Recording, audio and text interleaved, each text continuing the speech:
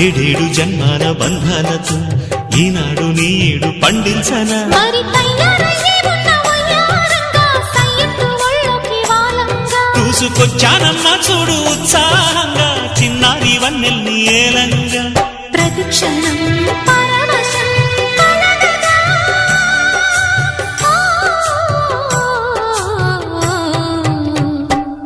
మనసా పలకవే మధుమాసపు కోయిలవై చెలిమే తెలుపవే చిగురాశల గీతికవై